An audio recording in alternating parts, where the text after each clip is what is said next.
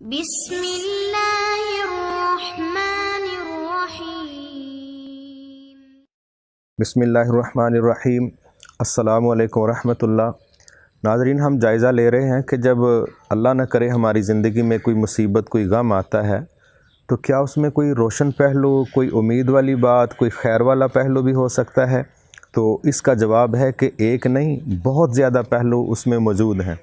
ان میں سے آج جس نقطے پر ہم بات کرنے جا رہے ہیں وہ یہ ہے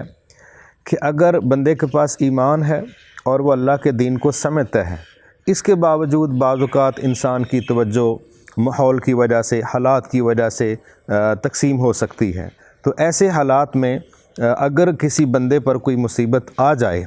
تو اس بندے کی جو عقیدے کی یا نظریے کی خرابی ہے، اس کی اصلاح بھی اس کے ساتھ اٹیچ ہے، اور اس میں ایک جملہ بڑا سمجھنے سے تعلق رکھتا ہے۔ مثلا نبی صلی اللہ علیہ وسلم نے یہ بات سمجھائی کہ جب کوئی شخص فوت ہو جائے اور آپ اس کی تعزیت کے لیے اس کے گھر میں جاتے ہیں یا اس کے ورثاء سے ملاقات کرتے ہیں، تو آپ نے تعزیت میں جو الفاظ استعمال کرنے ہیں وہ کیا ہیں؟ اس کا جو پہلا جملہ ہے وہ بہت بڑا اصلاح کا پہلو لے کے ہماری زندگی میں آ رہا ہے، اور وہ یہ ہے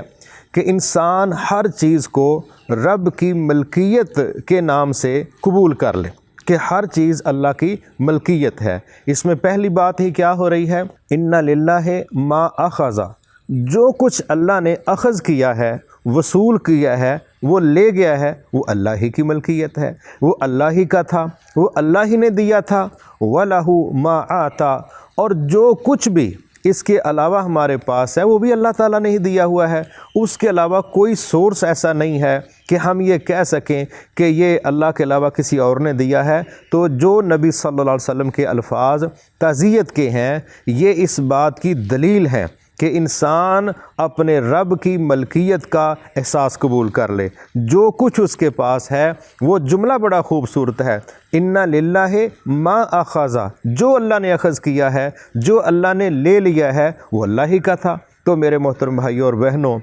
یہ جو چیز ہے نا کہ جو کچھ یہاں پر ہے، ہم اس پر اصل مالک اپنا رب اللہ تعالیٰ، اس کی ملکیت کو تسلیم کر لیں، تو تب بھی جو چیزیں ہم سے چھن جاتی ہیں، انشاءاللہ اس پر جو ہمیں بہت زیادہ افسوس ہوتا ہے، اس میں کمی آئے گی، اور اس ٹینشن میں کمی آئے گی، اس ڈپریشن میں کمی آئے گی۔ پریشانی تو اس وقت ہی بنتی ہے کہ جس طرح ایک دوسری جگہ پر اللہ تعالیٰ نے فرمایا الہاکم التکاثر، جو تمہارا احساس ہے کہ تمہاری نعمتیں زیادہ سے زیادہ ہو جائیں، اور تمہاری یہ جو سوچ ہے 1 سے 2 ہو جائیں، 2 سے 4 ہو جائیں، چھوٹی ہے تو بڑی ہو جائے، پرانی ہے تو نئی ہو جائے، بیگانی ہے تو اپنی ہو جائے، رینٹ پہ ہے تو مالک بن جائے، یہ جو فیلنگز ہے نا کہ چیزیں زیادہ سے زیادہ ہمیں مل جائیں، بہتر سے بہتر ہمیں مل جائیں، اس احساس نے تمہیں غافل کر دیا ہے، تمہاری توجہ ڈائیورٹ کر دی ہے، اور تمہاری سوچوں کا رخ بدل دیا ہے۔ حتیٰ زرتم المقابر، حتیٰ کہ اس مصروفیت میں تم ٹریک پہ نہیں رہے،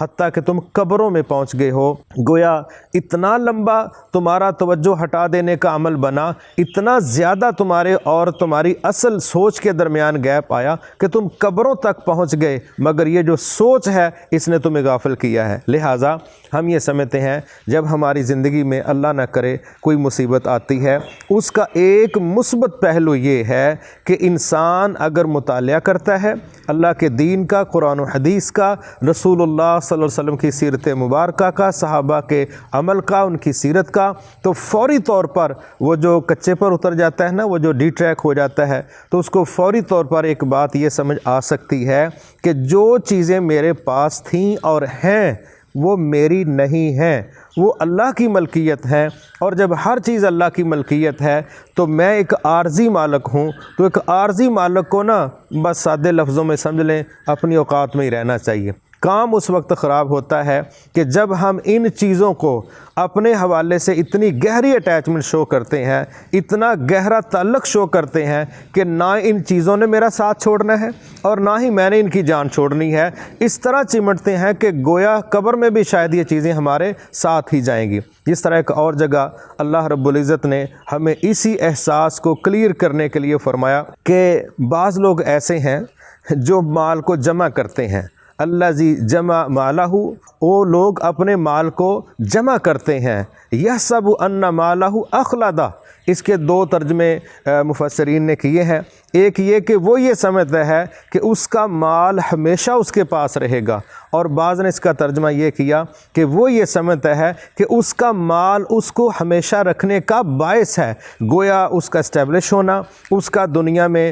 بڑے پروٹوکول کے ساتھ رہنا، بڑے وقار کے ساتھ رہنا، بڑا قد کاٹ بنا کے رہنا، اس کی جو وجہ ہے اس کے وسائل ہیں۔ تو اگر وسائل اس کے پاس ہیں تو وہ اسٹیبلش ہے، وہ دنیا میں ایک مقام رکھتا ہے، ایک شہرت رکھتا ہے، اور اس کی کوئی ورتھ ہے۔ اور دوسری سوچ یہ کہ میرا مال ہمیشہ میرے پاس رہے گا۔ تو یہ دونوں کانسیپٹس جو ہیں اس کو اللہ تعالیٰ نے کلیئر بھی کیا ہے، ڈیلیٹ بھی کیا ہے اس حدیث کے ذریعے جو نبی صلی اللہ علیہ وسلم نے ہمیں سمجھائی ہے کہ یہ جو نقصان کا مرحلہ ہے اس پر ایک یہ جملہ انا للہ، ہم سب اللہ ہی کے لیے ہیں، اور دوسرا جملہ انا للہ ما اخذ ولہ ما آتا، بھئی جو کچھ بھی اللہ لے گیا وہ اسی کا تھا۔ تو جب ہم شروع ہی سے یہ سوچ بنا لیں کہ جو کچھ ہمارے پاس ہے وہ اللہ کی ملکیت ہے، تو اللہ نہ کرے اگر اس میں سے کوئی چیز گم ہوتی ہے، مس ہوتی ہے، اللہ تعالیٰ اس کو لے جاتے ہیں، تو انشاءاللہ اللہ کی ملکیت کا جو احساس ہے یہ بھی اپنائیت کی ایک دلیل ہے، اور یہ بھی ہمارے غموں میں کمی کا باعث بن سکتی ہے۔ ادروائز اگر ہم یہ تصور بنا لیں کہ یہ چیزیں ہمیشہ میرے پاس رہیں گی، میں ہمیشہ ان کے پاس رہوں گا، نہ میں نے مرنا ہے، نہ کوئی ان چیزوں کو مجھ سے چھین سکتا ہے، تو یہ جو سوچ ہے یہ جعلی ہے، یہ فیک قسم کی سوچ ہے۔ اور جب یہ حادثے ہوتے ہیں تو ایسے اوور کانفیڈنٹ لوگ، ایسے جہالت پر مبنی سوچوں کے مالک لوگ اتنی ٹینشن لیتے ہیں، بعض اوقات وہ مر ہی جاتے ہیں پریشانی کی وجہ سے کہ ہاں جا یہ حادثہ میرے ساتھ کیوں ہوا۔ لہٰذا ہماری یہ سوچ اس مرحلے پر جو مصیبت کا مرحلہ ہے اس میں یہ بھی اصلاح کا ایک خوبصورت موڑ آ سکتا ہے کہ ہم اس عقیدے کو قبول کر لیں کہ جو کچھ اللہ لے گیا وہ اسی کا تھا، اور جو باقی ہے وہ بھی اسی کا ہے۔ اجازت دیجیے، اللہ حافظ، السلام علیکم ورحمۃ اللہ۔ مایوس مت ہونا امیدوں کے سمندر میں